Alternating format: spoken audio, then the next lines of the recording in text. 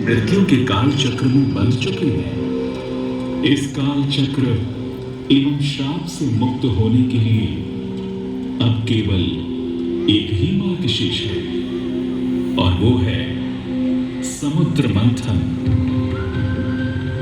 इस समुद्र मंथन से निकलने वाले रत्न ही आपके खोए हुए यश, वैभव और कीर्ति को पुनः स्थापित करेंगे। परंतु आपको इस मंथन के लिए असुरों के बल की भी आवश्यकता होगी, क्योंकि उनके बिना यह समुद्र मंथन संभव नहीं है। जैसी आपकी आज्ञा प्रभु। हम असुरों के साथ समुद्र मंथन करने के लिए तैयार हैं। देवताओं और असुरों ने एक मत होकर क्षीर सागर का मंथन करना स्वीकार किया। जहां मंदार पर्वत मथनी के रूप में आए तो वहीं वासुकी नाग को नेति की भूमिका मिली। भगवान विष्णु ने स्वयं कूर्म अवतार धारण कर मंदार पर्वत को उसका आधार प्रदान किया। क्षीर सागर को मथना शुरू किया गया और 14 रत्नों में सबसे पहले हलाहल विष उत्पन्न हुआ। उस विष के प्रभाव को कोई भी देवता या असुर सहन करने में समर्थ नहीं थे।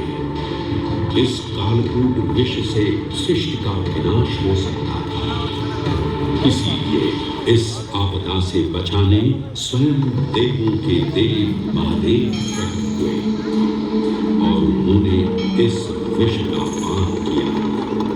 ये सब देख मां पार्वती ने विष को भगवान शिव के कंठ तक ही रोक दिया। इस कालकूट विष के प्रभाव से महादेव का कंठ नीला पड़ गया और तभी से उन्हें नीलकंठ के नाम से भी जाना जाने लगा।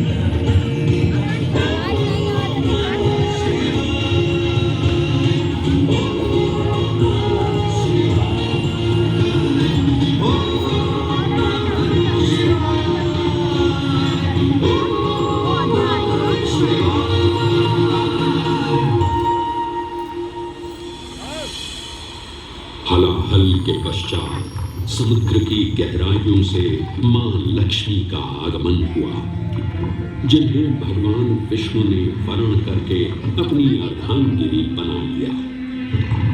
इसके पश्चात समुद्र मंथन से एक एक कर कामधेनु गाय, पारिजात वृक्ष, चंद्र, कल्प वृक्ष, अपार सुंदर अप्सराएं, गंधर्व, शंख, उच्चैष, वारुणी एवं कौस्तुभ मणि जैसे अनेक रत्न उत्पन्न हुए। लेकिन सभी को जिस रत्न की सबसे अधिक प्रतीक्षा थी, उस रत्न का निकलना अभी बाकी था।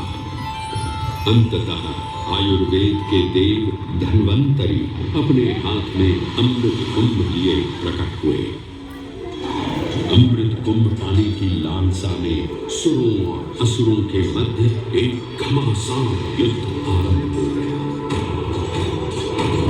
इसी युद्ध के दौरान स्वरभानु नाम का एक असुर अमृत कुंभ को अपने अधीन कर पाताल लोक की ओर चल दिया। तब अमृत कलश को वापस पाने हेतु देवतागण अपने आराध्य भगवान विष्णु का स्मरण करने लगे।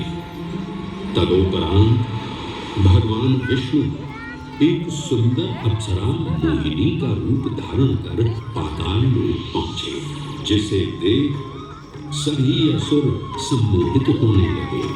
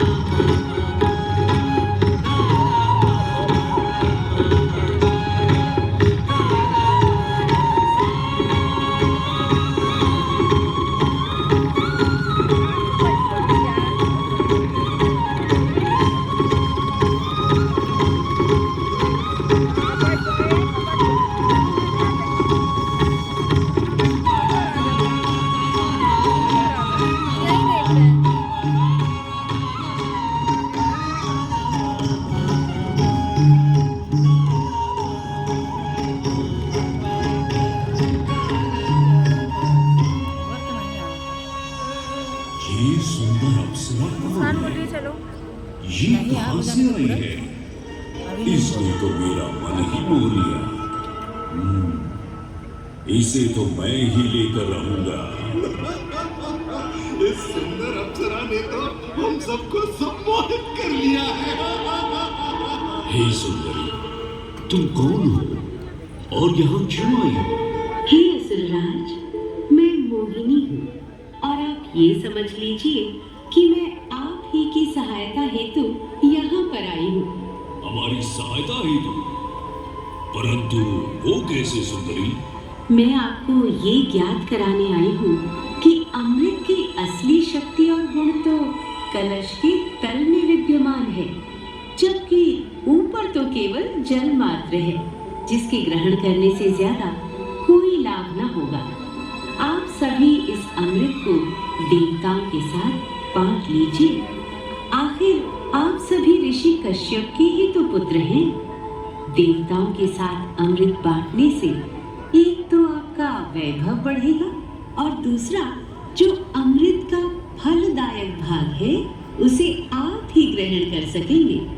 हे मनमोहिनी, तुम सत्य ही कह रही हो, परंतु अगर हमने ये अमृत कलश देवताओं को दे दिया तो क्या पता वे सारा अमृत स्वयं ही ग्रहण कर लें और हम सभी असुर इससे वंचित ही रह जाएंगे। आप निश्चित रहिए, ऐसा कदापि नहीं होगा। मैं स्वयं ही सभी सुरों और असुरों को अमृत पान कराऊंगी और साथ ही साथ ये सुनिश्चित भी करूंगी कि अमृत का फलदायक भाग आप सभी को ही प्राप्त हो। बस फिर क्या था?